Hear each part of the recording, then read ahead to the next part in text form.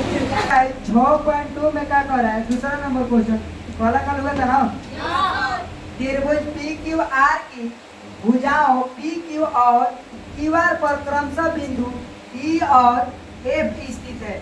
निम्नलिखित में से प्रत्येक स्थिति के बताइए कि क्या ई एफ और क्यू आर क्या है, समांतर है कि नहीं। देखिए बात बुझा देखिए तो एगो त्रिभुज बनाना है, जैसे कल था एकदम सेम वैसे ही थोड़ा सा अंतर है, कुछ है पी क्यू आर, ठीक है। पी क्यू आर त्रिभुज पी क्यू आर की भुजाएं पी क्यू के भुजाएं है ना, तो बिंदु है कौन, एगो ई है। क्यू आर की भुजाएं बिंदु कौन है, इसको ई मान लिया जाए, इसको तो दिक्कत है, इसको मिला दिया जाए। तब बताना है कि ये दोनों भुजाएं बराबर है कि नहीं, समांतर है कि नहीं, बराबर है समांतर है कि नहीं। जबकि इसका कंडीशन यहाँ पर दिया है क्वेश्चन नंबर 1 रोमन में कि पीई बराबर 3.9। देखो तो पी बराबर 1 बना रहे पहला नंबर, ध्यान दीजिएगा पी बराबर 3.9 सेंटीमीटर। उसके बाद ई क्यू बराबर ई या क्यू बराबर कितना, 3 सेंटीमीटर। अब उसके बाद पी एफ बराबर कितना, 3.6 सेंटीमीटर। और उसके बाद और एफ आर बराबर कितना है, 2.4 सेंटीमीटर। अब दोनों ही कंडीशन हम कल बताए होंगे, ध्यान दीजिएगा इस बात को हम बताए होंगे कि ये फॉर्मूला जो सिद्ध किए थे, क्या सिद्ध किए थे, पी ई बटा ई क्यू बराबर पी एफ बटा एफ आर, यही ना कंडीशन। अगर दोनों आपस में बराबर हो जाता है तो समझेंगे ये समांतर है, अगर नहीं होगा तो समांतर नहीं है। यहाँ पर ध्यान दीजिए, यहाँ पर मान रखिए, इधर यहाँ पर मान, यहाँ पर छोड़ देगा नहीं तो इधर कर देते हैं, यहाँ पर करें। देखिए P बटा ई क्यू बराबर पी एफ बटा एफ आर। तो मान रखा जाए P के मान कितना है, 3.9 बटा ई क्यू के मान कितना है, 3 बराबर पी एफ के मान कितना है, 3.6 एफ आर का मान कितना है, 2.4। और देखा जाता है यहाँ पर देखिएगा ये वाला पॉइंट हट जाता है कि ना हट जाता है, ये वाला पॉइंट हटेगा तो यहाँ पर कितना हो जाएगा, 10। अब यहाँ पर कटा दीजिए, कटेगा तो 12 दूनी 24, 12 दिया 36। देखिए तो और कटेगा का 3 से ही कटेगा, 3 एकम 3 तीन का 9 और कटेगा। अब नहीं कटेगा, ना इधर कटेगा ना नीचे कटेगा, भाई कट जाएगा, 2 5 10 और कटेगा का नहीं। तो देखिए तो बच कितना गया, 13 बटा 5 बराबर 3 बटा 1। तो देखिए तो कटेगा, अब जब कटेगा ना तो ये बराबर है, तो यहाँ पर कह सकते हैं इतना नॉट इक्वल टू बराबर है नहीं, यानी 13 बटा 5 नॉट इक्वल टू 3 बटा 1, यानी जब दोनों इक्वल बराबर नहीं है तो ये समांतर है नहीं। तो यहाँ पर लिखेंगे ई एफ, ये समांतर नहीं है, ई एफ क्यू आर का, यहाँ पर लिख दो इसे, ई एफ क्यू आर का समांतर नहीं है।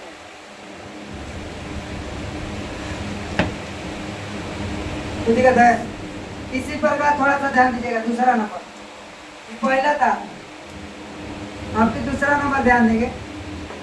तो पहले उतार लो, ठीक है। उसके बाद मिटा देते हैं दूसरा का नंबर, त्रिभुज वही रहेगा, सब में वही त्रिभुज रहेगा, समझ रहे ना, त्रिभुज सब में वही रहेगा, समझ रहे ना।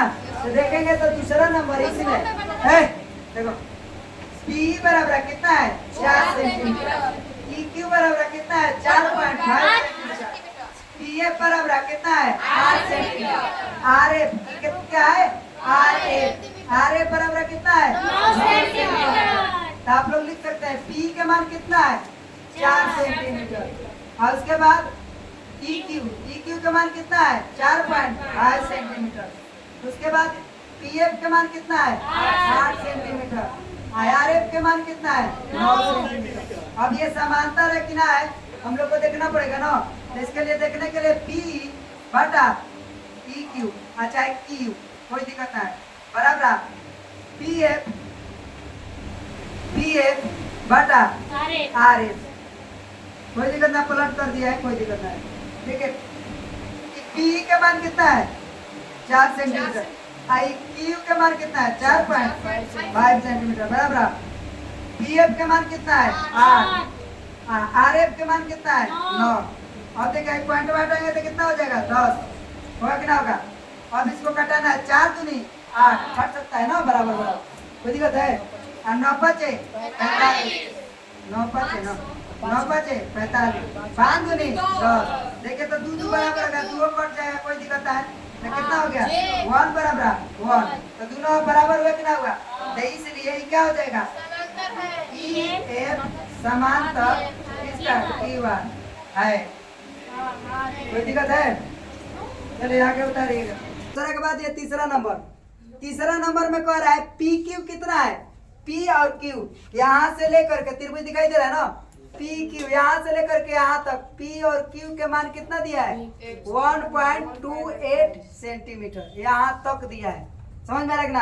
अब उसके बाद पी आर का मान दिया है पी और आर पी आर यहाँ से यहाँ तक पी आर का मान कितना दिया है भाई मिटा देते हैं दूसरा वाला ही पी आर का मान कितना दिया है 2.56 सेंटीमीटर यहाँ से लेकर के यहाँ तक पी आर यहाँ से लेकर के यहाँ तक है कोई दिक्कत है आई वाला यहाँ से लेकर के यहाँ तक है। अब उसके बाद पी ई दिया है पी और ई कितना दिया 0.18 सेंटीमीटर यहाँ से यहीं तक के दिया है मान ठीक है। उसके बाद पी एफ का मान कितना दिया है 0.36 यहाँ से यहाँ तक थोड़ा सा इसमें कठिनाई है ज्यादा नहीं थोड़ा समझने की बात है। अब ध्यान देना पहले यहाँ से जब यहाँ तक के मान कितना दिया है 1.28 कहाँ से कहाँ तक पी क्यू के मान कितना दिया है 1.28 ये लिखना रहे थोड़ा सा समझना है बात को। अगर इसके बाद देखिएगा तो पी क्यू जो है पी क्यू किसके किसके मिलने से बना है P E plus E Q दुगो के मिल के बना है ना पी क्यू देखिएगा पी क्यू किसके मिलने से बना है पी ई और ई क्यू ये दुगो मिल के बना है ना पी ई और ई क्यू मिल के तो पी यहाँ पर पी क्यू बराबर लिख सकते हैं का कि पी प्लस ई क्यू थोड़ा सा ध्यान दो यहाँ पर। अब उसके बाद पी क्यू का मान कितना है 1.28 सेंटीमीटर और पी के मान कितना है 0.18 प्लस ई क्यू का तो मान पता नहीं है तो ई क्यू का अब निकलेगा कि ना निकलेगा थोड़ा ध्यान देना।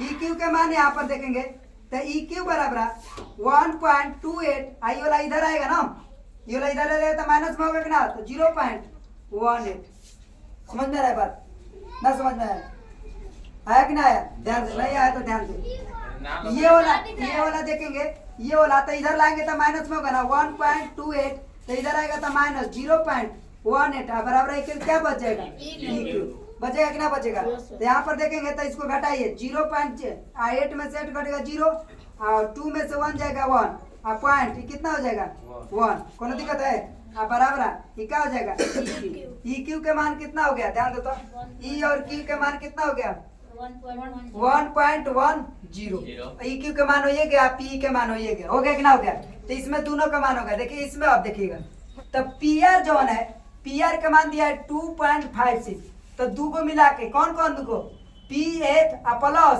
P R F R P F plus F R दो को मिलाएंगे तो क्या बनेगा पी आर ध्यान दीजिए यहाँ पर। तो इसी प्रकार देखेंगे इसको तो पी आर का मान है पी आर बराबर देखिए तो क्या मिलकर बनेगा P F plus F R दो को मिलाएंगे तो पी आर बराबर पी आर का मान कितना दिया है 0 पॉइंट दिया है ना पी एफ के मान है पी एफ के मान 0.36 प्लस एफ आर थोड़ा सा यहाँ ध्यान दीजिए यहाँ तक समझ में आ रहा है। हाँ इसका मान है ना लिखिए पी आर का मान कितना दिया पी आर का मान दिया है 2.56 अब इसको इधर करेंगे ना तो कितना होगा 2.56 माइनस ये वाला आएगा तो 0.36 बराबर क्या हो जाएगा ए पर दिक्कत है घटाए 6 में से 6 घटेगा कितना होगा 0 और 5 में से 3 जाएगा कितना होगा 2 पॉइंट कितना हो जाएगा 2 बराबर ए पर का मान कितना आ गया 2.20 कोई दिक्कत है। अब इसके बाद फॉर्मूला लागू करिए अब देखिए आएगा कि ना आएगा तो क्या होता है पी होगा ना पी बाटा ई क्यू बराबर पी एफ बटा क्या होगा ए पार। पी के मान कितना दिया है देखो तो, पी के मान कितना दिया है 0.18। EQ के मान कितना आया 1.10 ये ना बराबर। पीएफ के मान कितना है 0.36। IFR के मान कितना है 2.20 यही ना। देखिए पॉइंट दोनों समान है तो कट जाएगा, ये भी समान है तो ये भी कट जाएगा, कोई दिक्कत है का? अब कटाइए तो कटेगा, देखिए ये कटेगा 11 एकम 11 जीरो हो जाएगा, 11 दूनी 22 20 हो जाएगा ना, कोई दिक्कत है? 18 दूनी 36 दो बार में और कटेगा, 5 दूनी 10 कटेगा कि ना कटेगा? हाँ दो ऊपर कट जाएगा, बचेगा 1 बराबर 1। यानी जब दोनों बराबर हो गया तो क्या हो गया? यहाँ पर लिख सकते हैं कि ये समांतर क्या है? ई बार है, दोनों बराबर है ना, जब है तो क्या है? कोई दिक्कत है? चलिए आगे बताइए। और इसके बाद देखिए तो 5 पॉइंट यहाँ पर देखिए ये दिखा है 5.6 कितना लोग के ना बुझा रहा था ना, ये 5.6 है। अब आके तीसरा नंबर है, ठीक है? चलिए आगे चला जाए ना। ये आकृति 6.8 किताब में ध्यान दीजिए 6.18 ऐसे ही आकृति दिया हुआ है, ध्यान दो बात को। आकृति में यदि एल क्या दिया है? यदि एल समांतर है सीबी के और एल समांतर है किसके? सीडी के हो तो सिद्ध कीजिए कि ए बटा ए बी बराबर ए बटा ए डी है। यानी ये दिया हुआ है और सिद्ध क्या करना है? ये वाला कोई दिक्कत है? जो आकृति यहाँ पर दिया हुआ है चित्र, आकृति मतलब क्या है? चित्र दिया है, यहाँ पर आप लोग चित्र को देख करके बना देना है। दिया क्या है? कौन कौन समांतर? ध्यान दीजिए एल एम कौन समांतर है? एल एम किसके पास समांतर है? सीडी का। तो ये दोनों समांतर। तो त्रिभुज पहले लीजिए ए बी सी, त्रिभुज ए बी और सी, ये वाला त्रिभुज लेते हैं ए बी सी में। यहाँ पर ध्यान दीजिएगा त्रिभुज लेंगे, त्रिभुज कौन नाम है? ए बी सी में, त्रिभुज ए बी सी में। यहाँ पर चलते हैं,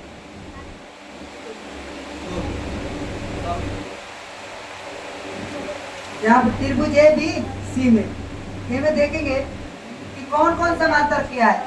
एल एम समांतर सी बी। यहाँ पर लिख देंगे एल एम समांतर है किसका? सी बी के। जब समांतर हो गया, थोड़ा सा ध्यान देंगे, जब समांतर रहता है तो त्रिभुज क्या होता है? बटा में व्यक्त होता है। देखिए कैसे किसी त्रिभुज में दो को यहाँ पर अभी इसके पहले पढ़ा है कि दो मान लो कि प्रतिच्छेद करिए। त्रिभुज में दो रेखा का है, दो बिंदु पर समांतर रेखाओं पर जो रेखा है दो रेखाओं पर किसी बिंदु को क्या करिए? प्रतिच्छेद करिए। तो प्रतिच्छेद करिए तो ये दोनों क्या हो जाता है? बराबर होता है कि ना होता है? तो यहाँ पर देखिए तो एम बटा क्या हो जाएगा? एम बटा ए बी कर देते हैं, कोई भी एम बटा यहाँ पर इसके अनुसार क्या सिद्ध करना है उसके अनुसार देखेंगे। तो ए बी एम बटा क्या हो जाएगा? ए बी पहले यहाँ से एक हो तब उसके बाद यहाँ से ए बी। क्यों? क्योंकि इसके अनुसार हमको सिद्ध करना है, नहीं तो बराबर कौन होता है? ए बी बटा ए एम बटा एम बी बराबर होगा ना। लेकिन दिया है जैसे उसी के अनुसार ए एम बटा क्या बनेंगे? A B. तो ये हो गया बराबर ए बी।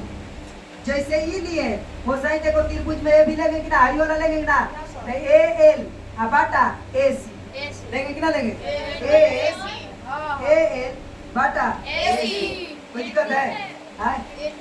ए डी है कहाँ? अरे इसके नहीं, ये नहीं, इसमें लीजिए ना। पहले हाई अभी त्रिभुज में देख रहे हैं, त्रिभुज ए बी सी में तो लेंगे पहले ए एम, ध्यान दो पहले ए एम बटा ए बी। कोई दिक्कत है? ए एम बटा ए बी, फिर उसके बाद एल बटा ए सी। कोई दिक्कत है? तो इसी प्रकार लिए है। अब उसके बाद ये समीकरण क्या हो गया? 1। कोई दिक्कत है? समीकरण 1। उसके बाद देखिए पुनः दोबारा देखा जाए, पुनः बार देखा जाए तब के बाद त्रिभुज का लिया जाए A D C, A D C, A D C. समझ में रखना है, दे देगा क्या वो मन मिजाज खुश कर देगा, शांति से रहना। देखो त्रिभुज ए डी सी में कोई दिक्कत है? तो यहाँ पर देखेंगे ये भी प्रकार देखिए, ये लंब एगो त्रिभुज में ए डी ए डी सी में देखेंगे तो ये वाला दो को प्रतिच्छेद कर रहा है कि ना रेखा, प्रतिच्छेद कर रहा है तो क्या होगा ए एन, क्या होगा ए बाटा ए डी। जैसे उसमें लिया वैसे इसमें भी लेंगे, क्या लेंगे ए एन, समांतर है समांतर वाला लिख देते हैं, इसमें समांतर दिया क्या चीज एल एन समांतर क्या लिखेंगे सी डी। इसी प्रकार इसीलिए लिखेंगे A N Bata A D होगा कि ना होगा। बराबर आप फिर आइए त्रिभुज में लेंगे तो ये होगा तो क्या होगा ए एन समांतर में ए एन बाटा ए सी।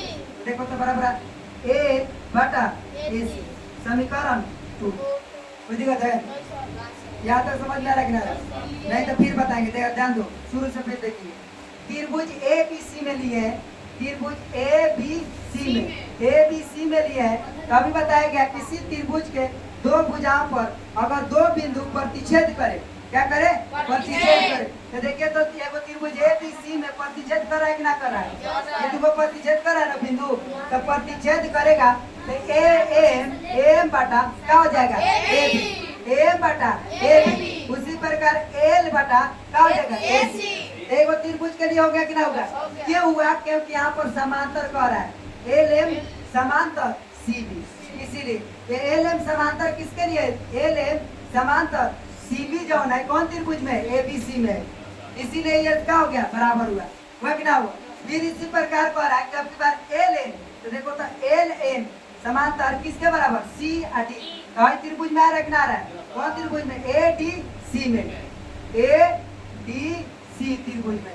तो फिर इस त्रिभुज में दो बिंदु क्या कर रही है प्रतिच्छेद कर रही है कि ना कर रही है, तो दो बिंदु जब प्रतिच्छेद कर रही है तो यहाँ पर थोड़ा सा ध्यान देंगे ए एन ए एन बाटा में फिर क्या हो जाएगा ए डी होगा कि ना होगा, तो A N Bata A D. तो फिर इसी प्रकार देखेंगे तो ए एन बाटा क्या हो जाएगा ए सी। तो समीकरण 2 हुआ कि ना होगा, यहाँ तक समझ में आ गया कि ना आएगा। तो फिर लिखेंगे समीकरण 1 और 2 में, समीकरण 1 और 2 में, समीकरण 1 और 2 में ध्यान से देखा जाए तो देखिए तो ये वाला सेम नहीं है ना, लेकिन ये वाला सेम है कि ना है, तो ये दोनों क्या हो जाएगा बढ़ जाएगा, तो बच क्या जाएगा A M Bata A B बराबर। फिर इसमें देखेंगे तो A N Bata A D बढ़ जाएगा ना, ए बाटा ए बी। फिर ये वाला देखो सेम है तो कट जाएगा ना, समीकरण 1 2 करेंगे तो एल बाटा ए सी है, एल बाटा ए सी है, तो दोनों कटेगा कि ना कटेगा। तो फिर देखेंगे तो ए बाटा ए बी फिर एन बाटा ए बी होगा कि ना होगा, तो बच जाएगा कि ना बच जाएगा एम बाटा ए बी बराबर एन बाटा क्या हो जाएगा ए बी होगा कि ना होगा। तो ये क्या हो गया यही चीज लाना है ना हमको, देखो तो आ गया कि ना आ गया, नहीं लिख दे प्रूफ। हाँ बोलिए ना काटना चाहता है।